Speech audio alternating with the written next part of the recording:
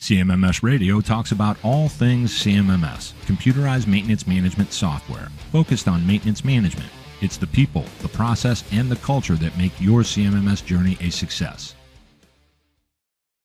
Thank you for tuning in. Today, we're going to meet someone that has been around the maintenance management and especially CMMS kind of game, if you will, for a long time, since the early 70s. And what's important about that is it can give us some perspective. Now, you may know him, you may not. His name is Cliff Williams. He has multiple certifications. He is a true practitioner and, in fact, is an author. He wrote a book called People, a reliability success story. You can find that on Amazon. And he's with Total Maintenance Solutions, but he's done a lot of stuff. So first of all, Cliff, welcome to CMMS Radio. Great. Thanks for having me, Greg. It's good to be here. And it's been waiting my time. I've been watching and thinking, I think I could join in.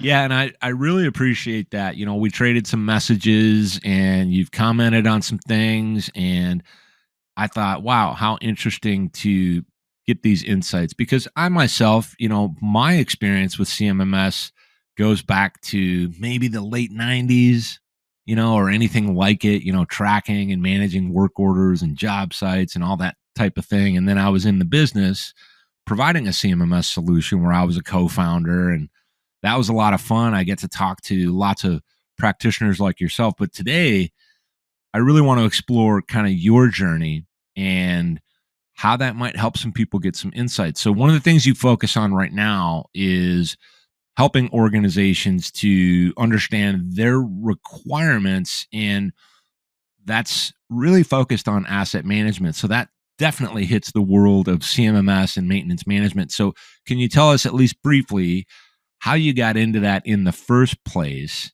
and kind of bring us up a little bit to present time? And you start wherever you want, and, you know, Okay. fire away. Okay. As you mentioned, back in the 70s, I was working for the British Steel Corporation. It was a nationalized steel industry in the UK. And they were losing money hand over fist. And so they figured, okay, they needed to do something about maintenance. So there was a big building outside, which was called the computer block.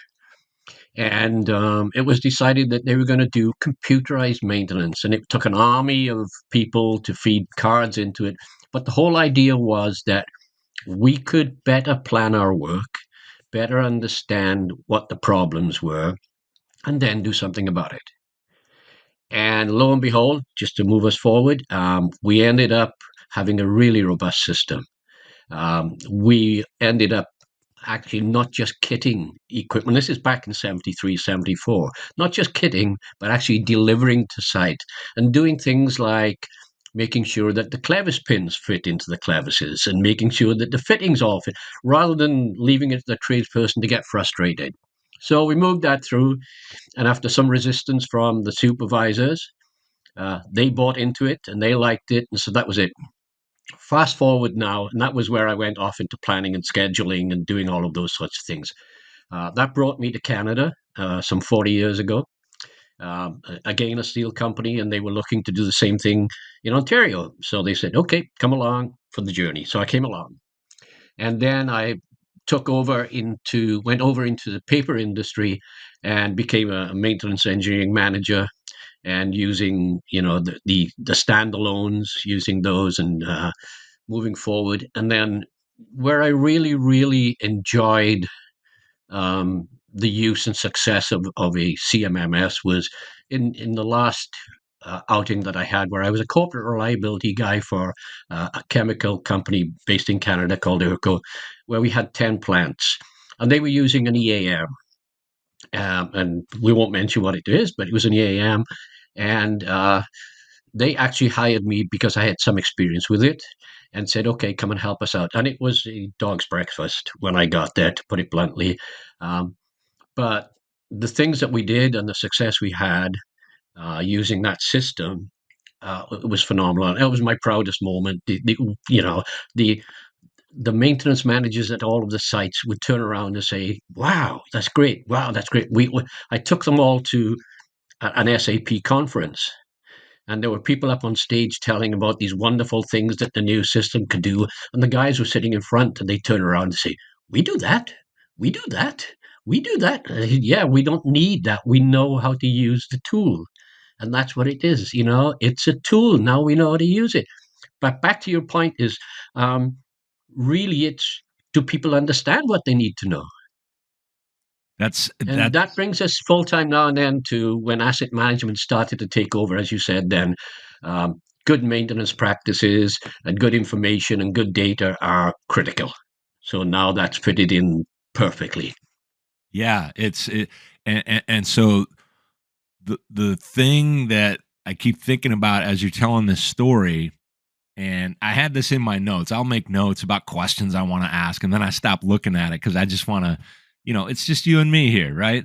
So I'm thinking about how a lot has not really changed when it comes to that story of success when technology solutions like a CMMS or even an EAM are actually accepted and adopted and understood by the team, and it's not so invasive. And maybe in the beginning it starts out as, it's just another bit of work that I have to do. Why are we doing that? I already did the work, and why do I have to put that in here? But then we see this kind of transitional period where they start to do that and they start to see why it matters, because now I don't have to explain to you that I did that and when I did it and why I did it, because there's some record of it. So it acts as this kind of accounting system or system of record for our maintenance processes, and it then gets connected to the business. So that was happening then, and that has been a struggle ever since, and still to this day, where we get all of this resistance. So I want to ask you kind of a different question around CMMS, maintenance management, maintenance processes, and it's about culture and building teams that embrace and do well the basic fundamentals of maintenance, or what we might call maintenance excellence. Can you talk to us a little bit about that? Am I getting it right that it's more of the same? It's not really going to change, and this is where we need to focus first? It's 100% culture, and that's what that book is about. It's the story of the culture, and it's an autobiographical book of a paper mill where, to your point, what you've just described, at the end of the journey, um, the workforce look after themselves. They had total autonomy. It was, I just attended meetings and things like that, but you can't just jump to that. You have to build it. And again, you mentioned some of the key words there was too many times people will tell people what they need to do and they forget to tell them why. If you don't tell them why, they don't get it. They don't buy in. They don't want to. And the more you involve them, the better it'll get. I'll go back to ERCO with the example when I joined there, and I looked at the failure codes, and they weren't being used. Okay, so there are about 50 of them, and no wonder they're not being used. So I pulled together a team from 4 of the plants, and that team was led by a pipe fitter. It was a pipe fitter at one of the plants who was really interested in CMMS, and they got together, and I said to them, "Okay, go take a look at the equipment list, and for each item on that equipment list, give us the typical failures that Urkel has, not what Coca-Cola or other people that I've worked for. What's for and okay, and then we took that system and we said, okay, now we're going to tie those failure codes to the equipment list, so that when you have a work order for a pump, only pumps come up, and that you can do that things like that. And then we went one stage further, and I sold them on this. Was it became mandatory you couldn't close out a work order without a failure code. Mm. And I went to one of the plants and explained this, and the maintenance manager was sitting there, and I said, but what will come out of that? And this is the other part that's important: is what are you going to do with it? And so I said, what's going to happen is that every month you're going to get a report, and it's going to tell you how many failures of each type, what were the number of hours spent on those failures, and what were the cost of those failures, and you got to do something about it. We're not doing this for the sake of using a system. We're doing this to solve a problem. And so we were sitting there, and so I said to them, okay, um, if the maintenance manager there, if he doesn't show you that report every month, stop filling it in, and he'll get in trouble. And the maintenance manager looked, what? I said, oh, everybody has to understand how we're going to use this. If we don't understand how we're going to use it, why are they going to do it? And it was amazing. Again, it took a few months. Obviously, it wasn't going to happen overnight, but it took maybe a couple of years. And we solved 2 or 3 major problems for that company and saved them a lot of money, Yeah. literally a lot of money. There was, sort of hundreds of thousands of dollars, no problem at all. So, yeah, and it's building that culture. And they were my friends. That The maintenance manager, I still talk to them. People have left and gone, but we still get together online, yeah, um, that because you build that relationship. not only that you build that relationship, but that relationship has a lot of the elements of what a real relationship is.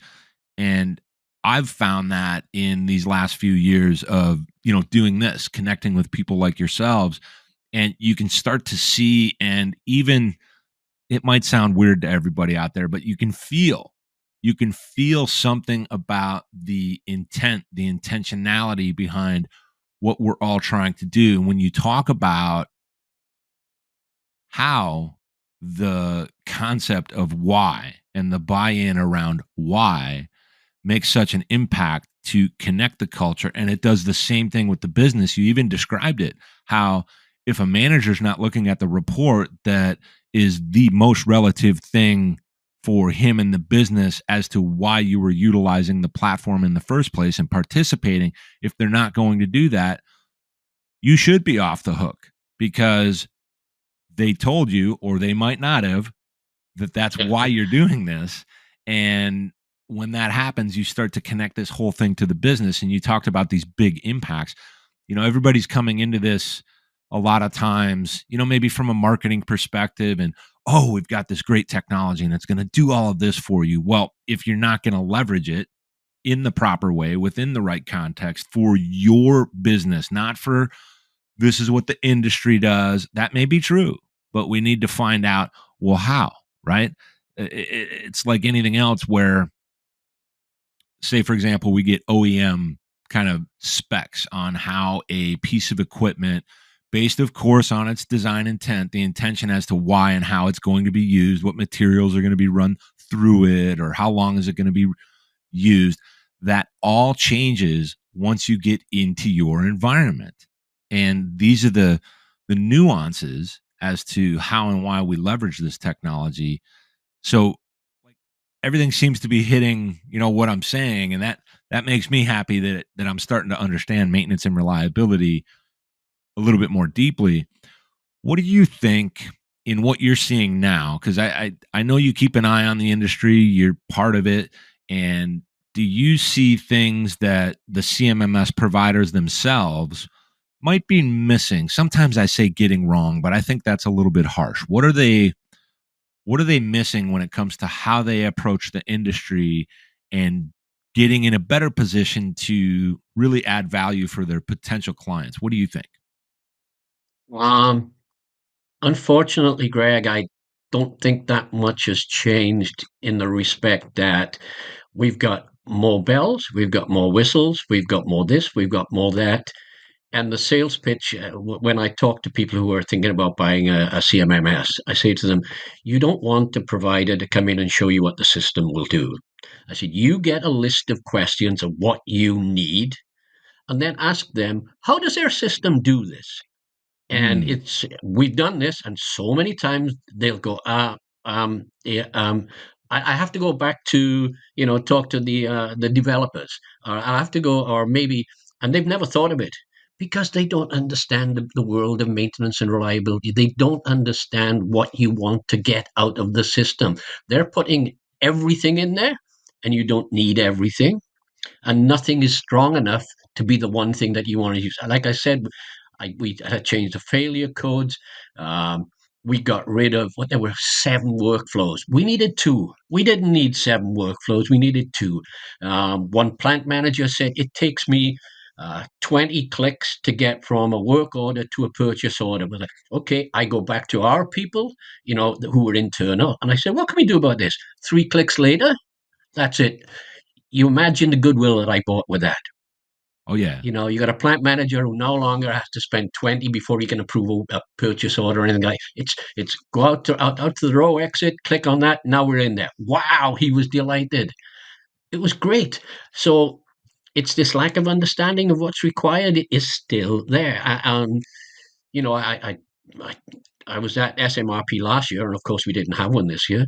Um, and I was so surprised by it, the bells and whistles, and that the people selling CMMS really didn't understand maintenance. And I'd go and stand and talk to them and ask, I'm pretty good at being dumb. So I went and was dumb and asked them. It was, unfortunately, they don't understand that. And okay, um, that's the way things go. It looks to technology as opposed to knowledge. And I guess we, the maintenance folk, need to take a little bit of responsibility for that as well, because if that's what we ask for, show me your bells and whistles and, oh, this is great, and we don't know what we're looking for, then it's a 50-50 deal. What I like most about that is, I'm over here trying to kind of live on both sides and get some kind of insight from, experts like you that have been there and done it, and help the entire industry. And I'm always wrestling with this kind of concept. I don't know if wrestling with it is the right thing to say, but how do I help users like I used to, but many more, understand what they should really be doing, while at the same time having enough consideration for the fact that they already know that, right? They know what they should be doing. And then how do I help CMMS providers be better providers? And I think it is an area where everyone should be steadfast, intentional, have it as a strive to be better. So I'm saying things like, if you're on the front lines at a CMMS provider, learn more about the industry, leverage one of the, it even came up today on LinkedIn where I chimed in on something, or maybe it was yesterday, where this idea about go and see, that can make a difference in the company that's developing maintenance programs, but it can do the same thing for CMMS providers, BDRs, account executives. Go to a facility, do a facility walk, go talk to a maintenance manager. Don't do it at work. Do it separately so that you're actually available to learn something. And it's not just about selling, because if you understand the problems that you solve with your technology, now you can understand what your client is saying. You go, oh, wait. Oh, yeah, I know what failure modes are. I understand that. Well, which ones do you Right. typically use? You start understanding that, like for real, you can add that value. I've got friends throughout the industry. You probably noticed that. One of them is Brian Bieski, the guys over at Reliability X, and on like this. I'm talking about like Joe Anderson, George Williams, and everybody under the sun should know that, a lot of this stuff that we're practicing out there, you've written a book, but you got Ramesh Galati and maintenance and reliability best practices. I mean, come on, that's the sweet spot. So now I want to switch it. Instead of, what they might be missing, and we understand that if you're green and you don't understand this stuff, there's ways you can. How are they kind of getting it right? What do they do really well, these CMMS companies, that in your view is kind of like the right approach? Uh, they've made it far more easier for those organizations that want to use technology, and they want to use sensors, and they want to use real time, and they want to use all of these things. That's the benefit of it, because that was some of the challenges with moving to predictive maintenance and all of these things, was that, okay, I've got all this information now, what do I do with it, or where do I store it, or how do I, that's become a lot easier. And some of them are moving to machine learning, which is really an excellent way to go. And, providing you have the right equipment for it. And I guess that's another point, is that what's good for one organization and one industry is not necessarily good for, you're not going to have machine learning necessarily in mining. but you would have it in a food packaging plant where there's counters and there's all of these things. So that's what they've made easier, is the fact that now you can at least um, utilize some of the technology that there's been tremendous advancements in, and allow you to make more informed decisions. And that's really what it's about, because again, the whole purpose of the CMMS is to make a more informed decision. That's the biggest advancement I see. Um, Now it's up to the maintenance people to take that advantage, and that's a different story. Yeah, I think that can sometimes be generational. It can also be just a resistance to how the technology is being introduced. You talked about that earlier, where if we're just saying, "Hey, we've got this, you just have to use it."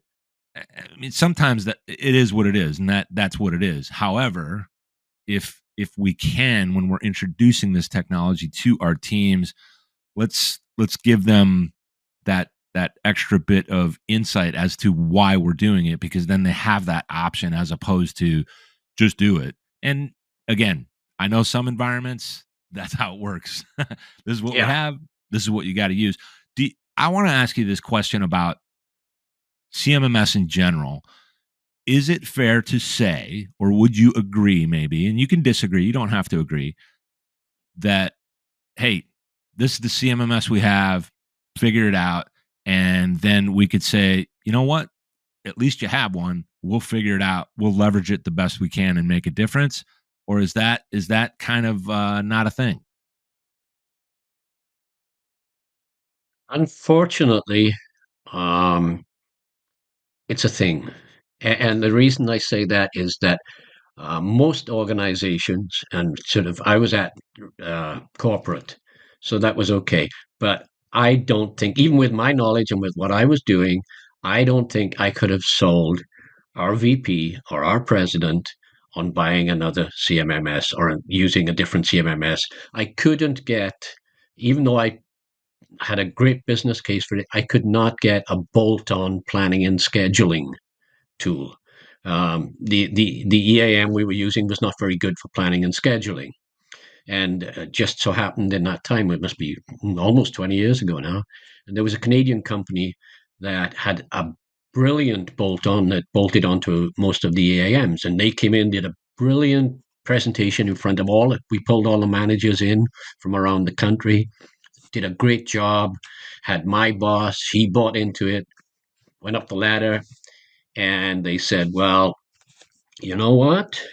Our availability is around 99%. What are you going to give me for that? And I had no answer really. It was it was going to make life a lot easier, a lot smoother, a lot quicker for the maintenance people. But what was it going to show for the business? Our and Mm. I can tell the disbelief in the 99% availability thing, but I'll explain why. Our processes were electrolytic. What we did was we took salt water and we zapped it with 130 kV and turned it into various chemicals. There was no banging and crashing. It was pipes, pumps, and tanks. And in that, once you'd got the right materials, which was a challenge, and so they were very expensive and exotic, but once you'd got them, they would last. And so that's why Ah, it was always 99%. And that's why planning and scheduling to the bosses at the top wasn't important, because it wasn't going to, what's the return on that investment? And that's the challenge then for, that's the way it is, to answer your question. That's the way it is, rather than going to try and sell to get a better or a different CMMS, is, can you show that return on investment? Do you have enough knowledge? Do you understand? And that, even then, is a tough sell. it's interesting to me that you've explained it this way, because I mean this is this is really good. Here's why. This this idea and the concept around getting in position to continual process improvement, what that tends to be about, and I'm nowhere near the expert that you and a lot of the practitioners I have the benefit of talking to are, but observing it and understanding that, well, conceptually, this is what you're talking about, where if an organization truly has these high levels of availability when it comes to the assets and the equipment that allow for the throughput with the right quality that is necessary, because that's really what you're trying to do, then we have to say, well, where can we be better? Because every day becomes about finding that 1% or even a quarter of a single percent, or maybe even less than that, could be highly impactful to something that's relative to the business outcomes. But at the leadership level, if the metrics that are important to them necessarily have no visibility to the intangibles, or the maybe even the safety, because you would think if you've got that level of availability that all the other things are in place, but we should still be looking for, how can we continually improve? This little tweak right here could get us a measurable percentage, and I don't know that we're going to solve it. I think what I'm trying to ask you is that where in leadership we can develop blinders to what actually matters, and then in non-leadership but critically important to the business, we just don't know how to convey the advantage of having that. Like it's not going to show up in the ROI per se, maybe over a longer Right. period of time, but if we have turnover because we're struggling with this particular aspect of what we do day to day, yes, we have 99% availability, but this is really annoying and I might leave. That's a problem that needs to be mitigated, no? Sure, absolutely. The only, I'll speak personally. Um, there was no way I was going to leave, because everything that I wanted to do, they allowed me for exactly the same reason. It was okay if I want to do this, I want to do that. I set my own metrics up. I would visit. I brought the people in every 6 months, and we'd sit around and we'll do all of these things. And it was okay. We got 99%. They're happy with that.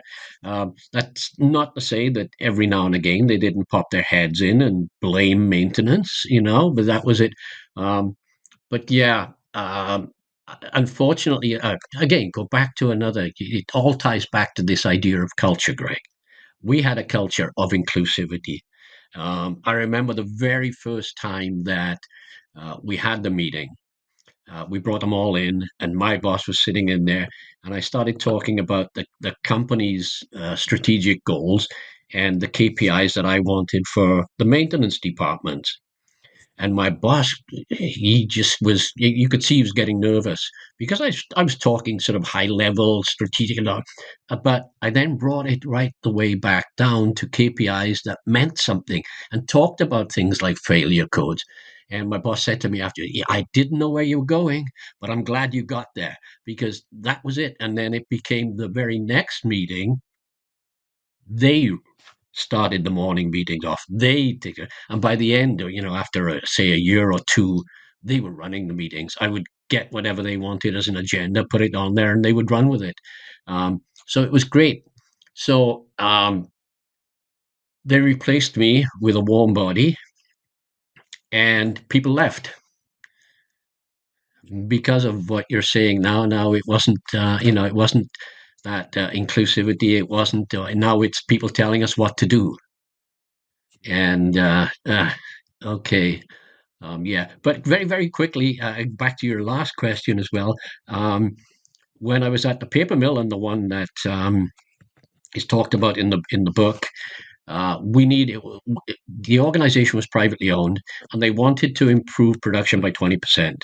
It produced 20% more paper. They had to stay in the business, Okay. and so every department had to come up with their plan.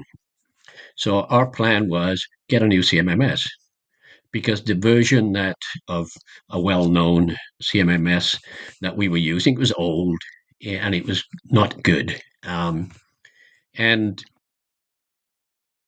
it wasn't going very well. So I did something stupid, like I set up a Jeopardy board in the in the boardroom, and I invited the plant manager to come in. And one of the categories on the board was CMMS. And I would ask the questions and say, how much cost was it? Did we pull out from the CMMS to do? And the answer would be, somebody would guess 10,000, 12,000. I said, no, no. And he said, okay, what's the answer? I said, the answer is, we don't know. And then the next question would be, what's the da? And people would go, no, 10 minutes, hour. No, what's the answer? We don't know. And it went through the category. The answer to every category was, we don't know. And the plant manager called me in his office afterwards. He said, close the door.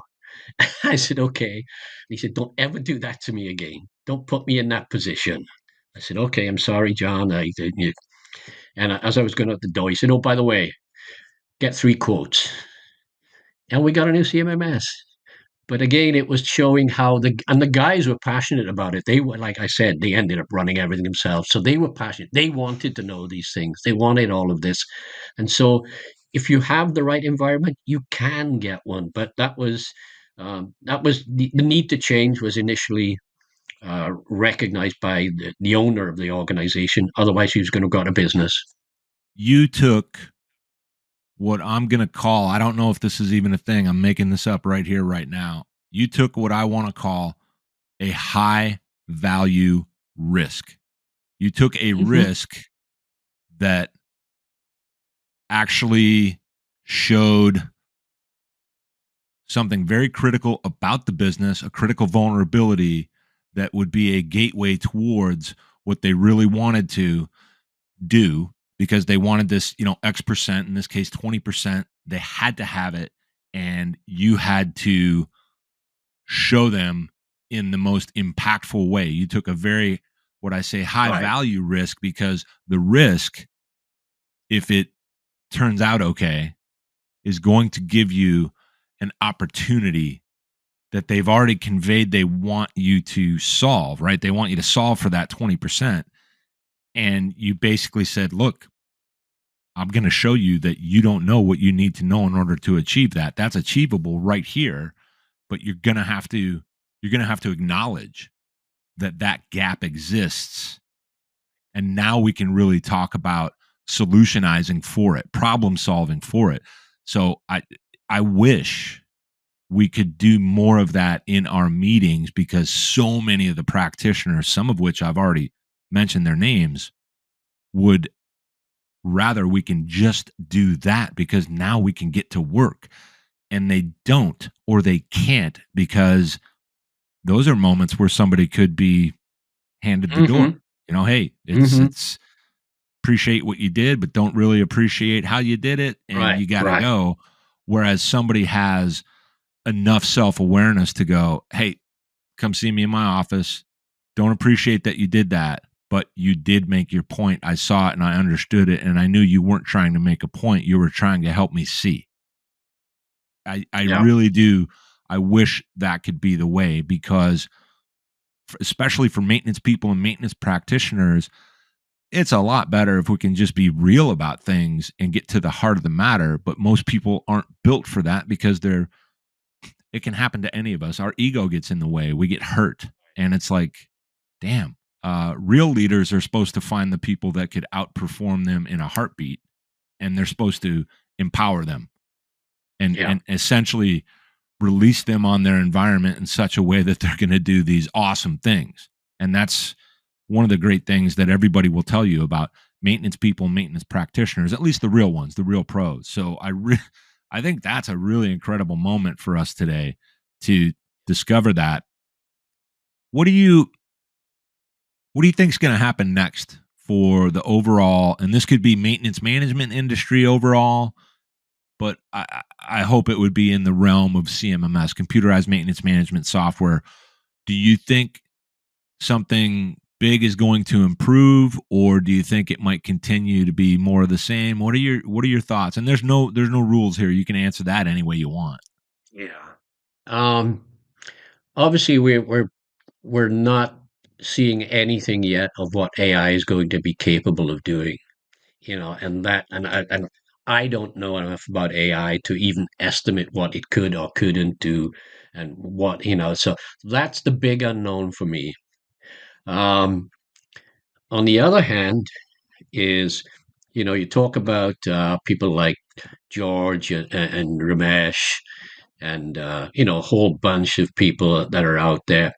And I talk with Ramesh about this quite often, and I ask him, is, if we're so good, why are we teaching the same things we were teaching 30 years ago? And that's what I see is what's going to be the, sort of the big change, or the something that's going to cause a huge change in how organizations actually run and organize maintenance. Back to this thing of, it's a tool. If I still have fools running the business, it's a fool with a tool, and it doesn't change.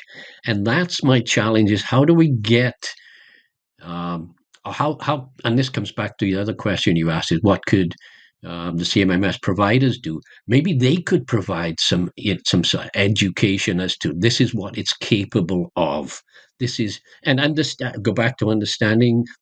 If we're going to Coca-Cola, I work for Coca-Cola. If we're going to Coca-Cola, they're going to want some different solutions to the paper mill. They're going to want some different solutions to the 99% ERCO. These are all these things. So um, that's where they could help. I think AI will play a part, but I think it's going to play a part in CMMS and the capabilities of CMMS. I don't know how much it's going to impact the performance of maintenance organizations. That's always my challenge. Is yeah, it's every time I get an invite to come and do teaching or consulting and things like that. Uh, and to your point as well, I would never accept a teaching or a consulting gig unless I have access to their people. This is before signing on for anything. Access to their people, understanding their KPIs, understanding their pain points, all of these things, and then building whatever it is we're going to teach around that. Um, but back to the point was that I'm just still surprised how bad things are out there. Every time it's like, honestly, you know, um, I happened to go in and teach for an organization just earlier this year, and they were using the same EAM that Urco used to use, that I used to use with and so we're discussing about pain points, and the pain point was the EAM. And they said, well, this is what's happening. And look, it's clogging up and da da da da da. So I said, okay, I just happen to know a bit about this. So we went in and we looked. It was all set up incorrectly, and they couldn't do it. So they had this exact same CMMS, or the maintenance module of an EAM that Mhm. we had, and they couldn't. They couldn't do the basics Well, because and people in the organization didn't understand what the basics really would drive. they didn't know it, and they were not intentionally using it wrong. They No, were somehow misguided, uninformed, and it's it's a challenge out there to right. create and then jump into this kind of educational process where it's somewhat disruptive. So the there's a friend, this interesting, you've talked about, paper mills, and a friend of mine in this industry, like a true real practitioner, someone that actually is there to add value and wants to help solve problems, not just sell you a bunch of junk or a bunch of sensors. His name's Matthew Knuth, and I always say, hey, if you want the truth, talk to Matt Knuth, because not only does he speak plainly about it, much like you're doing here, but he's trying to solve the problem and focus on that. And one of the things we were talking about as recently as yesterday was, do you ever wonder why the messaging is in fact the same and what we're trying to do is the same over and over again? And we agreed, much like you had just said, is there's a failure to learn, but there's also all these generational changes and shifting that's happening, and people just keep moving forward. And then when we have someone within the organization, whether it be a maintenance manager, a reliability practitioner, right? Maybe it's a reliability engineer. And let's add to that, it's someone that's not only a reliability engineer, but they've actually been in some environments where they can get this full immersion and then learn how to solve the problem uniquely in that environment. And now they know in the next environment, I need to see a few things first instead of just going cookie cutter with what I just did. I want to find those similarities, but I'm more interested in the nuanced differences. The reason we keep saying these same things and talking about these same things is that part of it is not going to change. It is the biggest challenge throughout industry, whether it's manufacturing, in these specialized, in paper mills, in other production environments, discrete versus otherwise. That isn't going to change. And we're just trying to figure out how can we make it better, even a little bit, even a little bit. So I think what you said about what's going to happen next, one of my questions was going to be, is all the shiny new tech like AI or these other things, is it hogwash or does it really make a difference? And I think you've already answered that it could make a difference. It remains to be seen. And also, we understand companies want to advance their technology and offer the greatest and the latest and the best of the best, but we have to be very careful with that. I think that's what we're really saying. And the story's not going to change. The topics aren't going to change very much. And I have one more question about our segment here, and then I'm going to switch you to the fun questions. So the question about this overall technology and how things may or may not change, are there instances where a cookie cutter solution, a CMMS that doesn't have much configurability or customization, can it be used? Can it actually solve problems? Is it going to be a good solution? Can it be used? Yes, I believe so. I believe even the cookie cutter, because um, the determinant of success, keep coming back to it, is what are people going to do with the tool? So okay, I could probably drive in a nail with hitting it with the handle of a screwdriver.